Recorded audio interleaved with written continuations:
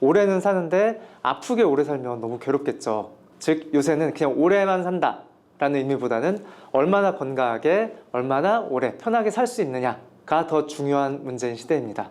고령화에 따라서 건강한 삶을 방해하는 그리고 가장 걱정이 되는 것들 중에 하나가 바로 치매인 것 같아요. 치매라는 단어는 한자로 보면 어리석을지 어리석을매, 그냥 어리석다는 얘기예요. 어리석고 우둔해진다.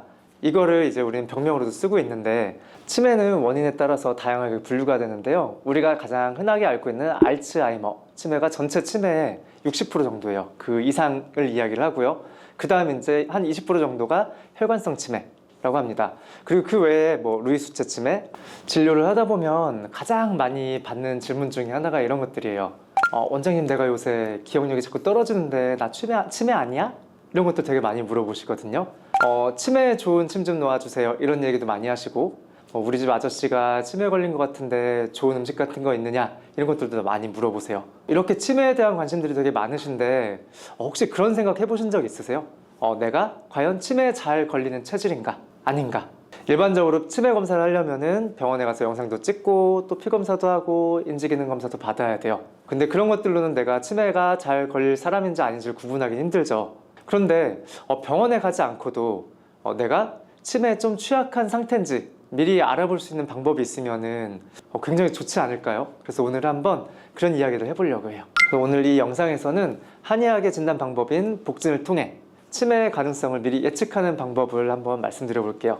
그럼 복진이 어떻게 치매와 연결되는지, 그리고 그 원리, 그리고 또 치매를 예방하기 위한 한의학적 치료법도 간단히 소개를 드리고요. 여기에 더해서 치매에 대한 좋은 음식이랑 피해야 될 음식, 그리고 식습관, 생활습관까지 한번 말씀드려 보도록 하겠습니다. 끝까지 시청을 잘 하시면 치매를 예방하고 또 건강한 생활을 유지할 수 있는 실질적인 방법도 얻어가실 수 있고요. 그리고 나의 체질을 보고 치매가 잘 걸릴지 예측하는 팁도 얻어가실 수 있을 것 같습니다. 평균 수명은 되게 늘어나고 있거든요. 근데 그게 마냥 좋은 것만 아니에요. 오래는 사는데 아프게 오래 살면 너무 괴롭겠죠. 즉 요새는 그냥 오래만 산다 라는 의미보다는 얼마나 건강하게 얼마나 오래 편하게 살 수 있느냐가 더 중요한 문제인 시대입니다. 고령화에 따라서 건강한 삶을 방해하는 그리고 가장 걱정이 되는 것들 중에 하나가 바로 치매인 것 같아요. 치매라는 단어는 한자로 보면 어리석을지 어리석을매, 그냥 어리석다는 얘기예요. 어리석고 우둔해진다. 이거를 이제 우리는 병명으로도 쓰고 있는데, 치매는 원인에 따라서 다양하게 분류가 되는데요. 우리가 가장 흔하게 알고 있는 알츠하이머 치매가 전체 치매의 60% 정도예요. 그 이상을 이야기를 하고요. 그 다음 이제 한 20% 정도가 혈관성 치매라고 합니다. 그리고 그 외에 뭐 루이수체 치매, 알코올성 치매 같은 것들도 있지만 그런 것들은 비교적 적은 비율을 차지하고요. 치매의 원인은 매우 다양하지만 아직 명확하게 밝혀지지 않은 경우가 훨씬 더 많아요. 알츠하이머 같은 경우에도 뭐 베타 아밀로이드나 타우 같은 그런 특정 단백질들이 머리에 많이 축적되어 있는 거를 발견을 하고 그걸 또 주요 원인으로 생각을 하긴 했는데, 뭐 최근 연구에 보면 또 그렇지도 않아서 사실 명확한 원인을 대부분 모르는 거죠. 혈관성 치매는 뇌에 혈액이 좀 덜 가서 뭐 좁아지거나 해서 뇌에 혈액이 덜 가기 때문에 생기는 치매라고 보시면 되고요. 혈관성 치매가 됐든 알츠하이머가 됐든 뇌에 문제가 생기기 때문에 기억력과 인지력이 저하가 되고 시간이 지날수록 점점 악화되기 마련이에요. 이처럼 치매의 원인과 증상, 그리고 또 부위에 따른 분류들도 많이 있고 종류도 많이 있는데, 사실 대부분의 치매에 공통적으로 나타나는 점이 하나 있거든요. 근데 이게 굉장히 중요해요. 오늘 제가 말씀드리려고 하는 진단에 대해서도 중요하고, 이걸 알아야지 내가 실제 치매에 걸릴 가능성이 높은지 아닌지를 또 구분도 할 수 있어요.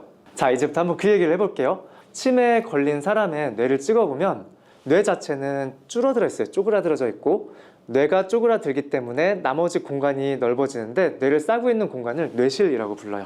뇌실이라고 부르는 그 안쪽 공간에 뇌척수액이라는 물에 둥둥 떠 있는 상황이에요. 자, 그러면 치매가 걸린 뇌는 뇌가 이렇게 수축이 되고 상대적으로 뇌실이 넓어지면서 그 안에 물이 더 많아지겠죠. 이걸 잘 기억을 하시면 됩니다. 바로 이 부분이 치매를 바라보는 진단의 기준이 돼요. 자, 그러면 우리가 뇌가 줄어든다고 했잖아요. 그러면 그게 왜 줄어들까요? 한의학에서는 치매로 인해서 뇌가 줄어드는 원인을 열로 봐요. 우리가 직관적으로 열이 굉장히 많으면 어떻게 되죠? 열이 올라서 열이 많아지면 마르게 되죠. 진액이 마르면. 뇌의 진액이 마른다라고 하면 쪼그라들겠죠. 마치 고기에서 수분이 빠져나가면은 육포가 되는 것처럼. 자, 그러면 그 뇌가 줄어들고 남은 그 빈 공간에는 또 물이 차게 되는데 그 물은 거기에 차 있는 물들은 좋은 역할들을 할까요? 비정상적으로 쌓여있는 물들이 많기 때문에 거기에 쌓여있는 것들은 습이라고 부르는 진단점으로 구분을 합니다. 조금 전에 얘기한 열이라는 진단점, 그리고 바로 뒤에 얘기한 습이라는 진단점, 열과 습이 바로 치매의 원인으로서 한의학에서 이해를 하는데요. 열이라고 하는 거는 우리 몸에서 필요 없는 나쁜 열을 열이라고 부를 거고요. 습이라고 하는 거는 우리 몸에서 필요 없는 나쁜 수분들, 체액을 습이라고 부를 거예요. 자, 그래서 정리하면 우리 몸에 필요 없는 나쁜 열과 습 때문에 치매가 생길 수 있다라고 정리를 하면 되겠습니다. 별로 어렵지는 않죠. 자, 그러면 우리 치매의 원인이 습열이라고 한다면 치료는 또 어떻게 할까요? 당연히 습이 있으니까 습을 좀 빼주면 될 거고, 열이 있으니까 필요 없는 열을 좀 빼주면 되겠죠. 그래서 우리가 보통 치매가 걸린 분들한테 치료제를 많이 쓰는 약제들이 습열 중에서 우리 습을 제거하는 약제로는 감수나 방기, 복령, 환기 이런 것들이 좀 쓰이고요. 그리고 머리까지 위로 치받아 올라서 치매를 유발시키는 나쁜 열을 끄는 대표적인 약재로는 석고, 황련, 황금, 치자, 시오 이런 것들이 있습니다. 치매를 일으키는 습열을 뺄 수 있는 약재가 굉장히 다양하거든요. 근데 이런 다양한 약재들이 또 조합이 돼서 처방이 나오잖아요. 굉장히 많은 수의 처방이 존재를 하거든요. 그래서 우리가 같은 치매라 하더라도 어떤 열 때문에 쫄았는지, 어떤 습 때문에 물이 더 찼는지를 보고 날카롭게 처방을 해서 치료해야지 효과가 납니다. 내가 치매에 잘 걸릴 사람인가 하는 것들을 보고 싶은 마음이 더 크잖아요. 다행히도 그런 습열에 대한 진단점은 별로 어렵지가 않아요. 지금부터 그 습열에 대한 진단점을 어떻게 따질 수 있는지 말씀드려 보도록 할게요. 습열의 진단은 의외로 그렇게 어렵지 않아요. 좀 단순한 편이에요. 방법만 알면 누구나 할 수 있는 진단 방법이 있어요. 제가 처음에도 치매 잘 걸리는 체질을 알아보는 방법이 있다고 말씀드렸잖아요. 그 방법이 바로 복진이라는 진단 방법입니다. 복진이라는 거는 배를 눌러서 몸의 이상 신호를 확인하는 방법이에요. 그냥 편안하게 누운 상태에서 그냥 내 배를 눌러보면 돼요. 눌렀을 때 아프거나 빡빡한 부위가 있다라고 하면 그게 바로 진단점이 됩니다. 간단하죠? 치매를 쉽게 유발하는 습과 열에 대한 진단점이 어디에 있는지만 알게 되면 눌러보고 내가 그 진단점이 심하면 취에 좀 취약할 수 있겠구나 라는 걸 예상할 수 있겠죠. 자, 그럼 우선 습에 대한 진단점을 한번 알아볼게요. 우리가 복진을 해서 편안하게 누른 상태에서 눌렀을 때 배 가운데 쪽으로 빡빡하고 아픈 부분들이 있으면 그건 습에 대한 진단점이 돼요. 좀 더 빡빡하고 범위가 넓을수록 더 많은 습이 내 몸에 차 있다, 순환이 잘 안 된다 라고 보면 되겠죠. 그리고 두 번째, 치매의 원인이 되는 그런 위로 팍팍 치받아 오르는 열에 대한 진단점은 흉골을 누르는 걸로 진단을 하거든요. 이거는 흉골 누르는 건 사실 내가 스스로 누르는 것보다는 다른 사람이 눌러주면 훨씬 더 명확하게 볼 수 있는데, 내가 편안하게 딱 누운 상태에서 흉골을 누군가 눌러주면 돼요. 혹은 내가 누를 때는 꽉 잡고 꾹 누르면 되겠죠. 그럼 눌렀을 때 그 열이라는 것이, 그 압박감이라는 것이 얼마나 얼굴로 치받아 오르는지를 느끼고, 숨을 잘 쉴 수 있는지, 숨쉬기 힘든지, 혹은 가슴 딱 가운데 뼈가 눌렀을 때 굉장히 아픈지를 가지고 열에 대한 진단을 하게 됩니다.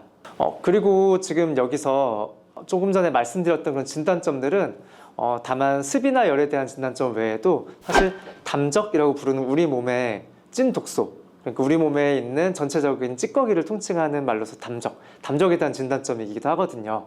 치매에 대한 이런 복진 진단점이나 아니면 습열에 대한 진단, 혹은 담적이 무엇인지에 대한 궁금증이 있고 더 자세한 정보가 필요하신 분들은 고정 댓글에서 병원 정보를 참고하고 문의해 주시면 될 것 같아요. 자, 여기까지 우리가 치매에 대한 원인과 진단, 그리고 한의학적인 치료 방법까지 한번 알아봤는데요. 어떠셨어요? 좀 복잡한 게 있긴 했지만 별로 어렵진 않았죠. 이번에 조금 더 한번 가벼운 얘기를 해볼게요. 일단 우리가 치매 예방에 좋은 음식들이 무엇이 있는지 한번 같이 편하게 얘기를 해볼게요. 첫 번째, 올리브 오일이에요. 올리브 오일에 포함된 불포화 지방산 중에는 올레산이라는 것이 있는데 그게 혈관 건강을 굉장히 많이 도와줘요. 그리고 올리브 오일에 폴리페놀도 많이 들어있는데 강력한 항산화 작용을 하기 때문에 뇌가 늙는 거를 방지할 수 있겠죠. 그리고 두 번째는 블루베리입니다. 블루베리가 치매에 좋다라는 건 사실 굉장히 많이 알려져 있거든요. 광고도 많이 하고 블루베리의 그 약간 푸른색, 보라색을 나타내는 그 색소를 안토시아닌이라고 부르는데 그 안토시아닌도 굉장히 강한 항산화제라고 보시면 돼요. 노화를 방지하고 머리의 기억력을 좀 유지시켜주는 역할을 하고요. 게다가 또 비타민도 많이 들어있어서 비타민 자체도 항산화 작용을 하거든요. 당연히 머리를 많이 도와주겠죠. 자, 그 다음에 세 번째는 아보카도입니다. 아보카도 같은 경우에는 오메가9이라고 지질이 들어있는데 그 지질이 뇌혈관 건강을 굉장히 많이 도와줘요. 그리고 아보카도 안에 들어있는 비타민 E가 또 강력한 항산화제입니다. 뭔가 계속 좋다는 음식들에 나오는 공통점이 좀 보이지 않아요? 하나 더 해볼게요. 네 번째로는 호두나 아몬드 같은 견과류 같은 것들도 치매 예방에 좋은 음식들로 알려져 있어요. 여기에는 오메가3 또 비타민이 되게 풍부해요. 그래서 반복돼서 나오는 성분들이 있어요 지금. 다섯 번째, 브로콜리입니다. 브로콜리 같은 경우에도 앞서 말씀드린 그런 음식들처럼 항산화제가 풍부해요. 특히나 설포라판이라고 부르는 항산화제는 조금 더 강력한 항산화제로 알려져 있고요.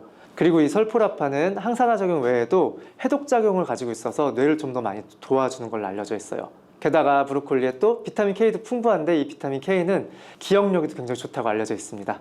자, 이렇게 5가지 음식들을 추천해 드렸는데요. 우리 지금 뇌 건강에 좋은 음식들을 보니까 어떻게 공통점이 있죠. 첫 번째는 강력한 항산화 작용을 가지고 있는 성분을 가지고 있다.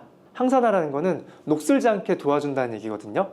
즉 우리가 늙지 않게 도와주는 건데 항산화제가 강하게 들어가 있는 음식들을 먹으면 사실 주름 개선에도 도움이 되는데 우리 뇌 건강에도 더 늙지 않게 도와주기 때문에 당연히 치매에 좋을 수밖에 없겠죠. 그리고 또 우리의 혈관 건강에 좋은 지질 같은 것들은 혈관 건강이 좋아야지 뇌세포에 산소가 많이 공급이 되고 영양 공급이 되기 때문에 기억력을 오래 유지할 수 있겠죠. 자, 이제 좋은 음식들 얘기했는데 반대로 우리가 피해야 될 음식들도 존재를 해요. 우리 아까 한의학에서 얘기하는 치매의 원인이 뭐라고 했었죠? 습열이라고 했었죠. 보통 피해야 되는 음식들 중에 대부분은 습과 열을 많이 가지고 있는 음식들이 대부분이에요. 일단 대표적인 게 설탕이나 액상과당 같은 것들을 이야기를 하거든요. 특히나 설탕이나 그런 과당류, 당분류를 먹을 때 그런 단위를 이야기할 때 칼로리로 이야기를 하죠. 칼로리는 열량이거든요. 단 설탕이 몸에 들어오면 걔는 열이 돼요. 근데 설탕에 있는 열은 그닥 좋은 열은 아니기 때문에 계속 위로 치받아 오르기 때문에 치매의 원인이 됩니다. 그래서 우리는 설탕을 많이 먹게 되면 열이 쌓여요. 그래서 설탕은 치매 예방에는 별로 좋은 음식이 아니다, 피해야 되는 음식이다 라고 이야기할 수가 있어요. 당뇨에 대한 관심들이 많잖아요. 설탕을 많이 먹으면 혈당에 당연히 안 좋겠죠. 그럼 또 인슐린 저항성이 증가하게 되고 인슐린 저항성이 증가되면 뇌세포 손상 위험도 커지게 됩니다. 사탕이나 그런 설탕처럼 별로 질이 좋지 않은 당류를 섭취한 뒤에 혹은 탄산음료, 달달한 음료를 먹고 나서 몸이 좀 무기력해지고 피곤해지는 경험이 있으셨죠? 그런 것들이 바로 이런 불필요하고 안 좋은 열들 때문에 그렇다고 생각하시면 될 것 같아요. 그리고 우리가 흔히 알고 있는 지방 종류 중에서도 포화지방이나 트랜스지방 같은 경우에는 당연히 혈관 건강에 안 좋기 때문에 피해야 될 음식의 대표로 꼽히고요. 과음이나 흡연, 과로, 스트레스 이런 것들도 당연히 좋은 영향을 끼치진 않겠죠. 자, 피해야 될 음식 중에서 열에 대한 음식을 좀 많이 말씀드렸고 혈관에 대한 음식도 좀 말씀드렸는데 또 지나친 습을 발생시키는 것들은 대표적으로 그냥 생으로 물이 있어요. 물을 보통 많이 먹으라고 권장을 하잖아요. 근데 물도 너무 많이 먹으면 습이 계속 쌓이게 돼요, 몸에.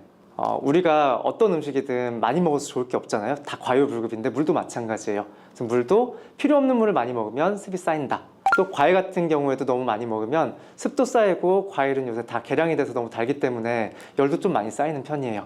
사실 이게 가장 중요할 수도 있는데 카페인, 커피 같은 경우에는 우리 몸에서 습을 발생시키는 것뿐만 아니라 카페인 자체가 신장을 좀 공격을 하거든요.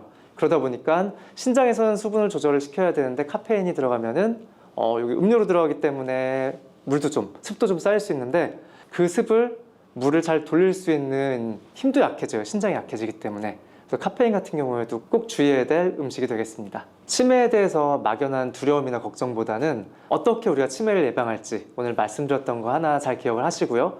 또 오늘 진단한 부분들에 대해서 호기심이 생기는 분들은 한번 스스로 눌러서 내 몸 상태가 어떤지 확인을 해보셔도 좋을 것 같아요.